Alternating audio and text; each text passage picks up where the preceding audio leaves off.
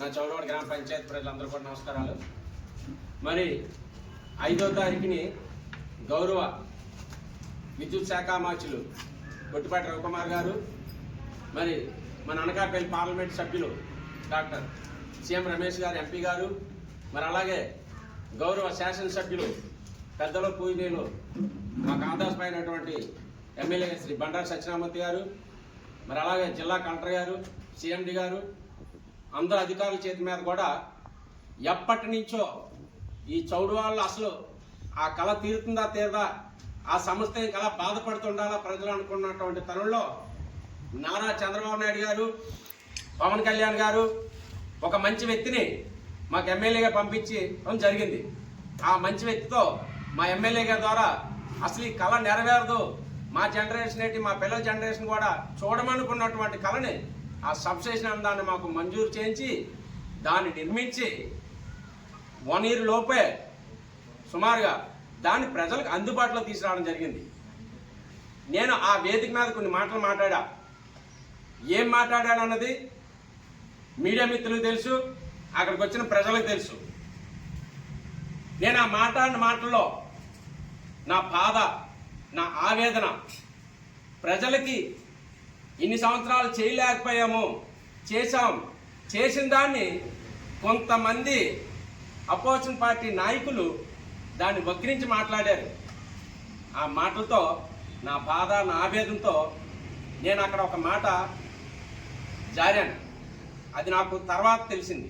నేను అక్కడ మాట్లాడాల్సిన మాట వేరు, నేను మాట్లాడిన మాట వేరు. నిజంగా నా నోటంట నా రాజకీయ జీవితం 95లో స్టార్ట్ అయింది. నేను చదువుకున్నప్పుడు కూడా లీడర్షిప్లు చేశాను. నా రాజకీయ జీవిత చరిత్రలో ఏ రోజు కూడా ఎవరిని విమర్శించిన అన్నది వ్యక్తిగత విమర్శలు కానీ వ్యక్తిగత మాట్లాడిన సందర్భాలు ఎప్పుడు లేవు. కావాలంటే మీరు రికార్డ్స్ తిరిగేసుకోవచ్చు. నేను అన్న మాటకి ఆ నాయకులు మనసులు బాధపడ్డాయని నాకు తెలిసింది.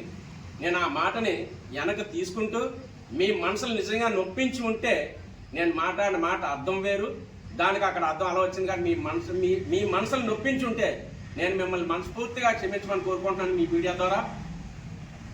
అక్కడికి అది అయిపోతే అసలు ఆ వేదిక మీద నేను మాట్లాడిన సమస్య ఏంటి, నేను చెప్పింది ఏంటి, మీ రోజు నా మీద సవాల్ ఇస్తుందేంటి. ఇప్పటికీ ఈ సమయానికి ఇప్పటికీ కూడా నేను ఏదైతే సవాల్ ఇసిరానో ఆ సవాల్కి నేను కట్టుబడే ఉన్నా. నేనేం మాట్లాడాను ఒకసారి మీ వీడియో చూసుకోండి. సబ్స్టేషన్ నిర్మాణం కొరకు నాయకులు ఎవరైనా జిల్లా అధికారులతో కరస్పాండెంట్ చేశారా అని అడిగా.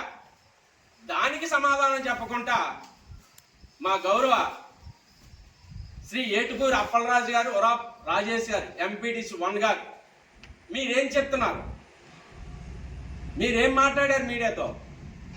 అయ్యా రాజేష్ గారు, నేను ఇచ్చిన సవాలు వేరు, మీరు మాట్లాడింది వేరు. మీరేం చెప్తున్నారు? ఇక్కడ ఇంకో విషయం చెప్పారు మీరు. ముఖ్యంగా మేము సబ్స్టేషన్ మంజూరు చేయించేసాం, స్థలం కోసం వెళ్తే ఎంఆర్ఓ గారి దగ్గర అది గడ్డాపారంపోక 410లో ఒకటి గడ్డాపారంపోకని మా సర్పంచ్ ఆపేశాడని మీరు నన్ను మీడియాతో చెప్పారు.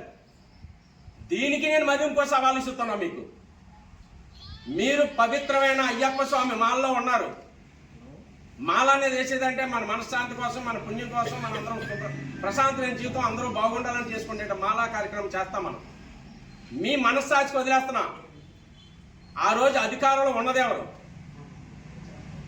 మీ పార్టీ అధికారంలో ఉంది. మీరు